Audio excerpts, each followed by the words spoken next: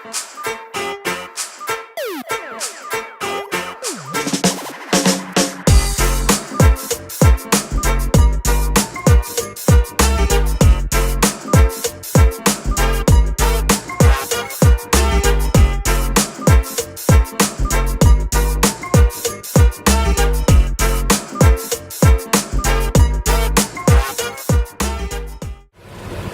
morning, everybody, and welcome back to another vlog. I'm Trucker Mike.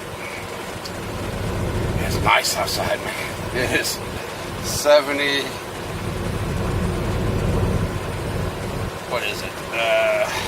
71 degrees outside. I'm wearing shorts. I am here in Kinley, North Carolina at the Petro. I'm currently in line to get my truck washed because it's just a gorgeous day. And then I'm gonna get fuel. And I'm gonna head on down to Florida. My APU is working great. It was nice and cold. I was freezing my butt off when I went to bed last night, and I woke up 78 degrees.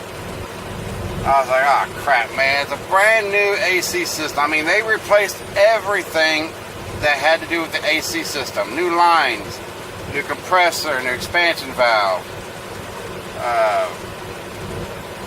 condenser on the back of the radiator, the evaporator that's inside the box in the truck. I mean, everything's brand spanking new. And Prime paid for it because they screwed up when I took it in the first time to get the compressor it worked on. And it shut off. Well, it was... I went and looked at it at 4 o'clock this morning when I woke up the first time. And the little connector that plugs in the side of the compressor came off. But that ain't the main issue. The main issue is now I blew a real main seal. So I can't even run the APU now. But I did find 75 Chrome Shop in Wildwood, Florida has those seals, and they're open 24 hours. So I am going to swing by there after I deliver my load or whenever I get out of here. I'm going to pick one up and I'm going to do it myself. They're real easy to do. If it's the real main seal, which is the way Prime does these Rigmasters, is the engine's actually turned around. So when you take the cover off and you're looking at the flywheel that's connected to your compressor, that's actually the back of the engine. That's the real main seal. It's right there in front. So it's actually in the front, but if you're looking at it, you would think that that's the front, but it's actually the rear. The front is where the fan and everything is. So I got to change out the rear main seal. Easy fix.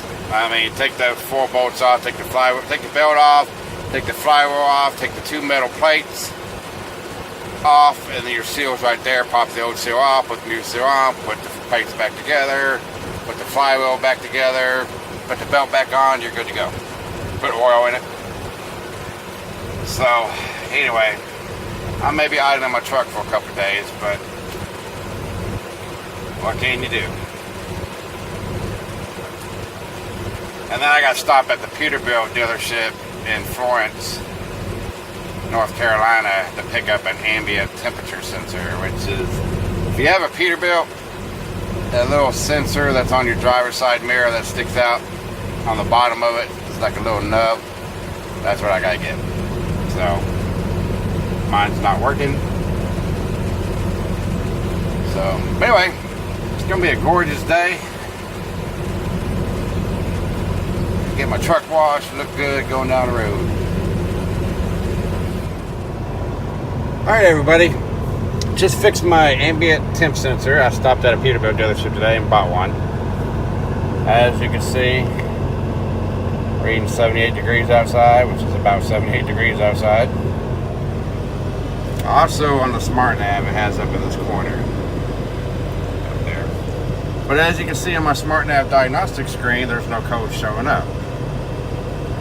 So then what I do when I replace the sensor, after I replaced it, they were still showing up. The check engine amber light was on and they were still showing up. So at that point, I hooked up my laptop to my ECM. There's the data link Cummins thing. And then I cleared the codes out, and as you can see, there are no codes detected.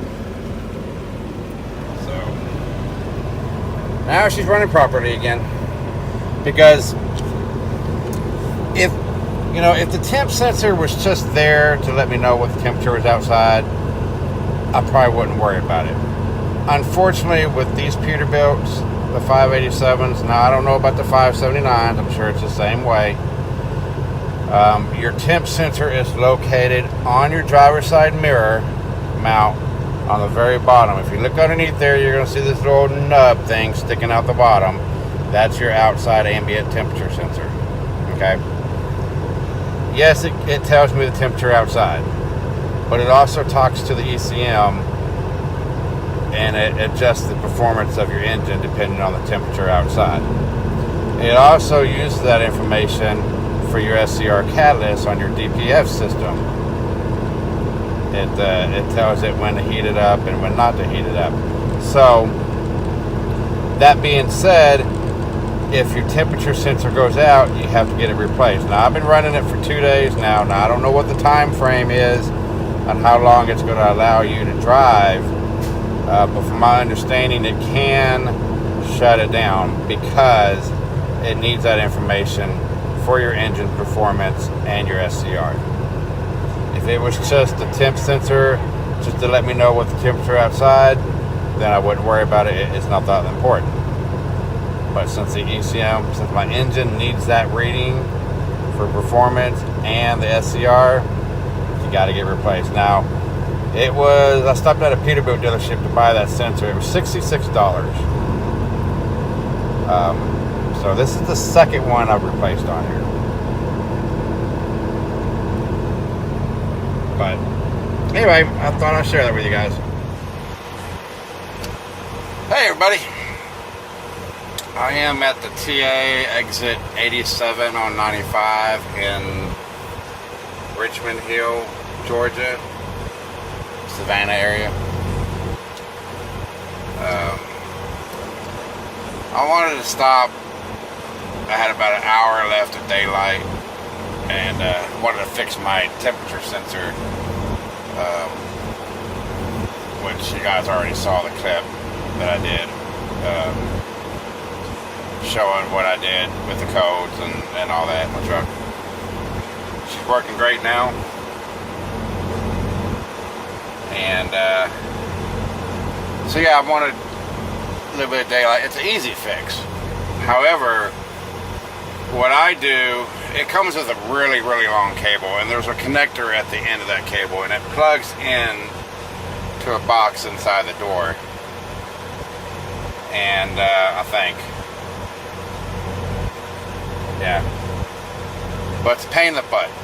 The first sensor that went out on me, I tried doing it, and I'm like, I'm just going to cut the old sensor off, splice in the new sensor, and it worked.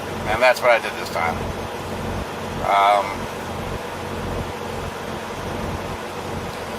Easy fix, $66 for the sensor.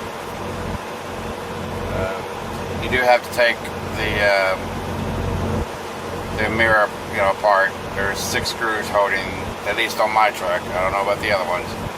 You have to take the 6 screws. You have to take that front cover off to get to the wires on the inside. And it's real simple. If you have basic knowledge of how to splice wires, put butt connectors on, that, then you can fix this. It's easy. That was just the quick and easy way to repair it. Now, the right way to do it would be to actually route the wire through, and then you got it the right way. And the most time consuming is you have to take your door panels off to get into there, and it's a pain in the butt. But it's just 2 wires. It measures the resistance or the voltage in the wires, so it's perfectly fine. At least I have found that just cutting the wires, leaving the existing wire that's already going through the door, and then cutting it at the end here at the old sensor. and then just splice in the new sensor. And the sensor, it comes with plenty of wire, so you got plenty of wire. So anyway, that's what I did. And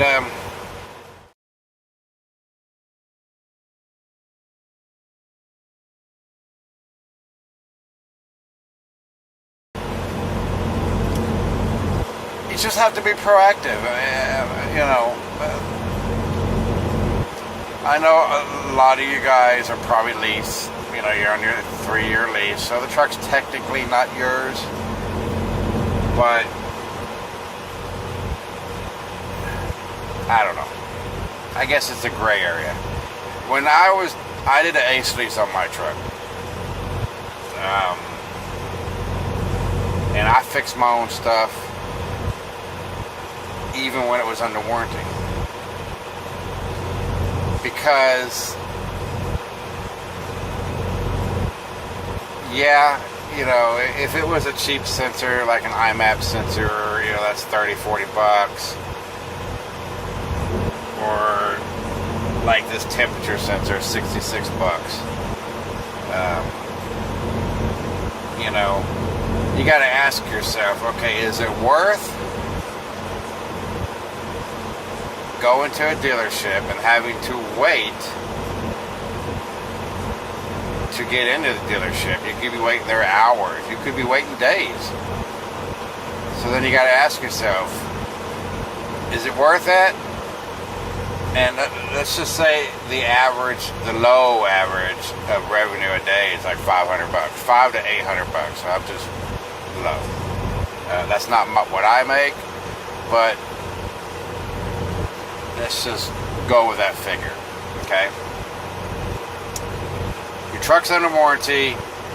You're waiting in a shop to change a $66 sensor, and they can't get to you for, you check in today, but they can't get to you until tomorrow morning over a $66 sensor that is under warranty for your truck, so you don't have to pay for that, but it's costing you a day, at least a day of labor, or a day of revenue, because you're waiting in line for them to get to you. And then, you know, the next day they say, oh yeah, it's going to be about noontime, so that's a half a day over a $66 sensor. Now I'm just using this as an example. So is it worth that?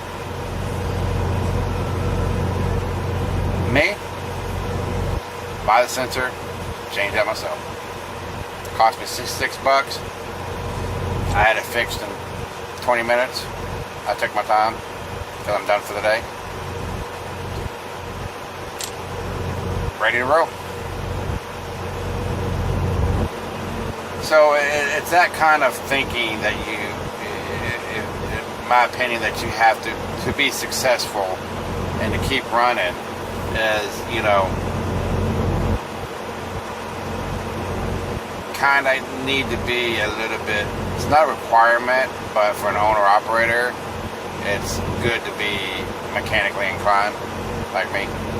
I try to do all my repairs that I can possibly. My philosophy is, I'm at a TA truck stop. If I can fix it in a truck stop, or a parking lot, or in my driveway at home, or wherever, and I have the tools to do it, I'll do it. If it's AC work, or engine work, or brakes, or, you know, stuff like that, then I'll pay somebody to do.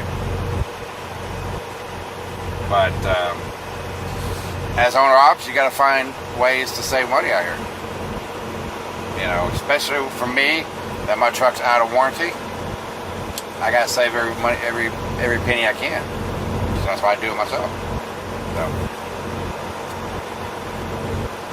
that's my little tip for the day, you know, as a business owner. So, anyways, I'm gonna go ahead and end my vlog here. I'm gonna go get me something to eat and get some sleep. I didn't get much sleep last night.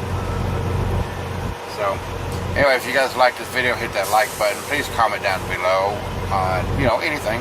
ask me anything.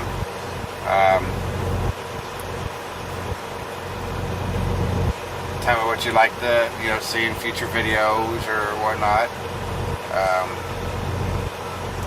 If you haven't subscribed to my channel, go ahead and do so. Please, it really helps you out a lot. And I will see you guys tomorrow. You guys have an awesome evening.